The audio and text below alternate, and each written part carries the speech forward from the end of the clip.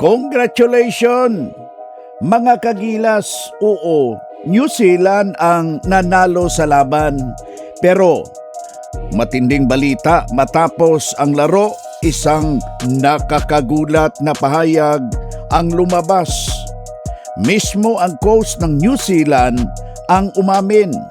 3 manglalaro ng Gilas ang pinakamahirap naming bantayan. Sa kabila ng kanilang panalo, ang Gilas Big 3 ang muntik nang bumaliktad sa laban.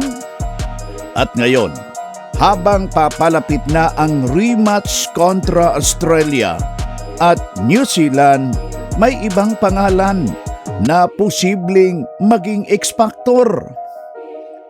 Juan Gomez de Laño. Walang duda, may consistent ang New Zealand.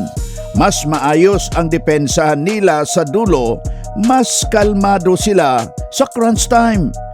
Pero malinaw ang pamahayag ng New Zealand coach, hindi maging madali ang panalo.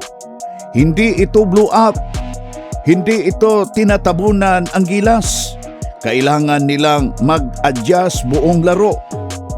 At ang dahilan, alam mo ano? 3 ang pangunahing manglalaro ng Pilipinas. Justin Brownlee, go-to scorer, clutch performer, bukas ng depensa ng New Zealand. Kahit dublihin o pisikal na bantayan, kaya pa rin nilang gumawa ng puntos o play. Twilight Ramos, 2 wings, defensive stopper, smart decision maker, hindi top scorer, pero ramdam ang epekto niya sa depensa at sa ball movement. Itong si Kai Soto, rim protection, rebounding, presensya sa loob. Ayon pa sa New Zealand coach, iba ang opensa namin kapag nasa loob si Kai. Hindi raw basta-basta makapasok ang pintura ng New Zealand kapag nasa court siya. Dito lumabas ang pagkakaiba. Mas malalim ang bench ng New Zealand, mas sariwa ang energy sa huling quarters, mas consistent ang execution. Hindi nagkulang sa efforts ang Gilas.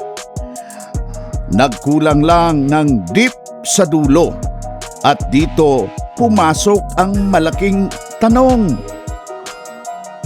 Kung ang problema ng Gilas ay pagod na sa dulo, kakulangan sa energy of the bench, hirap sabayan ang bilis ng Australia at yung New Zealand.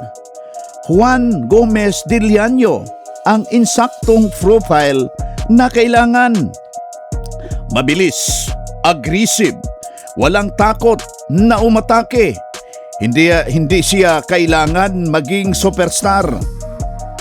Kailangan lang niya ang magbigay ng spark.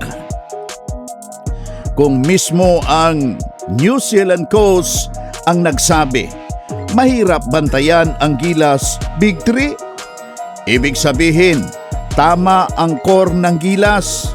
Competitive ang sistema. Kailangan lang palalimin ang rotation. Sa tingin mo ba, makakatulong si Juan GDL kontra Australia at New Zealand? Ano ba ang kulang sa Gilas? Ay paki-comment na down below. Like kung sulit kang Gilas, subscribe para araw-araw na Gilas update. Ito ang Labang Pilipinas. Mapagpalang araw, mga kaslam!